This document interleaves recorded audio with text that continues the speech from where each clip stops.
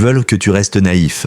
Pense comme un roi, pas comme une victime. Dès l'enfance, on t'enseigne à obéir. On te dit de rester sage, de lever la main pour parler, de suivre les règles. À l'école, on t'apprend à respecter les horaires, à écouter sans trop remettre en question, à te fondre dans un moule. Tout cela semble anodin, mais en réalité, c'est un conditionnement subtil. Un apprentissage de la soumission, de la passivité. On ne t'apprend pas à penser comme un roi. On t'entraîne à penser comme une victime. Et si tu ouvrais les yeux, parce qu'il faut que tu saches une chose, ils veulent que tu restes naïf. Pas naïf dans le sens mignon ou innocent, mais naïf dans ta perception du monde. Naïf dans la manière dont tu acceptes la réalité telle qu'elle t'est présentée. Naïf face au pouvoir, à l'injustice, au système de contrôle. Naïf face aux véritables enjeux. Pendant qu'ils avancent lainement leurs pions sur l'échiquier, toi, on veut que tu continues à croire que tu joues à la marelle. La stratégie du contrôle, l'art de te faire croire que tu choisis. Regarde autour de toi, observe les médias, la publicité, les discours politiques. Tout semble construit pour te divertir, t'émouvoir, t'indigner, mais rarement pour t'éveiller. Pourquoi ? Parce qu'un esprit éveillé est dangereux. Un esprit qui pense comme un roi, qui remet en question, qui agit, qui prend des décisions, ça dérange l'ordre établi. On t'offre des choix, mais ce sont des faux choix. Deux produits, deux partis politiques, deux visions du monde qui finissent souvent par servir les mêmes intérêts. Pendant ce temps, toi, tu crois que tu exerces ta liberté. Mais si tes choix sont toujours dictés par la peur, la dépendance ou l'ignorance, est-ce vraiment toi qui choisis ? Pose une seconde, si ce que tu entends te fait réfléchir, c'est que tu n'es pas comme les autres. Tu sens que ce message est pour toi ? Alors prouve-le, abonne-toi maintenant, pas demain, pas plus tard. Like si tu refuses de rester naïf.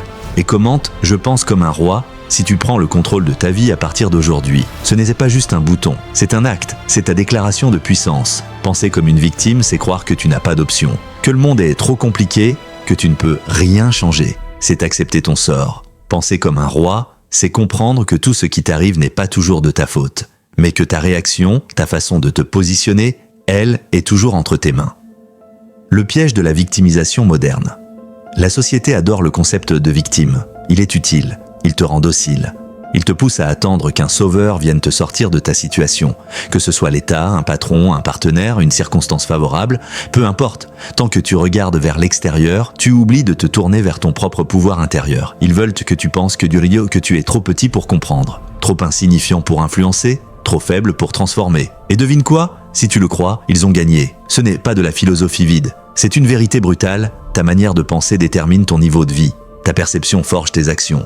Et tes actions créent ta réalité. Tant que tu te vois comme une victime du système, tu te comportes comme tel. Tu vis en réaction, pas en création. Penser comme un roi, qu'est-ce que ça veut dire ? Un roi ne quémande pas.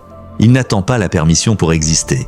Il prend position, il connaît sa valeur, il écoute les autres, mais il ne se laisse pas dominer par leurs opinions. Un roi assume sa responsabilité, même dans la tempête. Penser comme un roi, ce n'est pas être arrogant ou autoritaire. C'est savoir que tu as un territoire intérieur à gouverner, tes pensées, tes émotions, tes décisions, et que si tu ne prends pas la tête de ton royaume, quelqu'un d'autre le fera à ta place. Penser comme un roi, c'est te dire « Je ne suis pas ce que j'ai vécu, je suis ce que je choisis de devenir. Je ne laisse pas les autres définir mes limites. Je n'attends pas la chance, je me prépare à la saisir. » L'empowerment commence par la conscience. Tu veux changer ta vie, tu dois d'abord ouvrir les yeux, observer les schémas. Remettre en question ce que tu croyais immuable, sortir du pilote automatique, comprendre que certaines de tes croyances ne sont pas les tiennes. Elles t'ont été inoculées subtilement par des générations de peur, de traumatismes, de conditionnements sociaux. Ils veulent que tu sois obéissant, pas indépendant, calme mais pas courageux, performant mais pas puissant. Le monde ne manque pas de ressources, il ne manque pas d'opportunités. Ce qu'il manque, ce sont des esprits souverains, des êtres humains capables de s'affranchir de la peur pour prendre leur place sans demander pardon d'exister. Tu n'es pas une marionnette, coupe les fils. Chaque fois que tu te plains sans agir, tu laisses quelqu'un tirer les ficelles.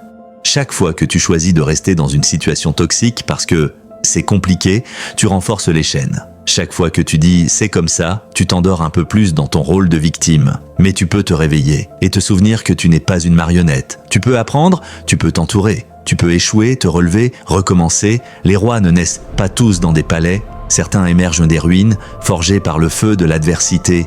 Ce n'est pas facile. Ce n'est pas immédiat. Mais c'est possible. Et c'est ta responsabilité. Responsabilité, pas culpabilité. Attention, penser comme un roi ne signifie pas tout contrôler, ni tout réussir. Cela signifie accepter que tu es le maître de ton navire, même quand la mer est déchaînée. Cela signifie que tu refuses de te cacher derrière les excuses, les plaintes ou les justifications. Le roi ne dit pas « je suis nul, je n'y arrive pas ». Il dit « je vais apprendre, je vais m'adapter, je vais grandir ». Il ne cherche pas des coupables, il cherche des solutions. Il ne nie pas la douleur, il la traverse avec dignité. L'environnement ne doit pas déterminer ton identité. Tu es peut-être né dans un quartier difficile, dans une famille brisée, dans une société inégalitaire. Mais ce n'est pas là que s'arrête l'histoire. Ton origine n'est pas ta destinée. Ce qui t'a construit ne doit pas forcément te définir. Le roi connaît son histoire, mais il écrit son futur. Tu peux faire de ton passé une excuse ou une force. C'est un choix de regard, c'est un positionnement intérieur. Et il commence par une simple décision. Je refuse d'être une victime. Sois stratégique, pas émotionnel. Ils veulent que tu réagisses avec tes émotions, que tu t'emportes, que tu consommes pour te calmer, que tu t'indignes sans construire. Mais toi, sois plus malin, sois stratégique. Analyse, observe. Apprends à jouer le jeu sans te faire jouer. Ne laisse pas les émotions diriger ton destin. Utilise-les pour comprendre, mais garde toujours ta vision plus haute que ta colère. Penser comme un roi, c'est aussi savoir quand se taire, quand attendre, quand frapper fort. Pas pour blesser, mais pour bâtir. Regarde-toi en face. La question est simple, brute, honnête. Veux-tu être le roi de ta vie ou le prisonnier de tes excuses? Tu ne peux pas contrôler les autres, ni les crises, ni les trahisons. Mais tu peux contrôler la manière dont tu y réponds. Et c'est là que réside ta véritable puissance. Rappelle-toi, ils veulent ce que tu restes naïf. Ils veulent ce que tu t'endors devant Netflix, que tu scrolles sans fin, que tu rêves d'une vie que tu ne construis jamais. Mais toi, tu peux te lever, te redresser, apprendre, bâtir, penser, créer, inspirer. Pense comme un roi, pas comme une victime. Sois souverain dans un monde qui te veut soumis, parce que personne ne viendra te sauver. Mais tu peux te sauver toi-même.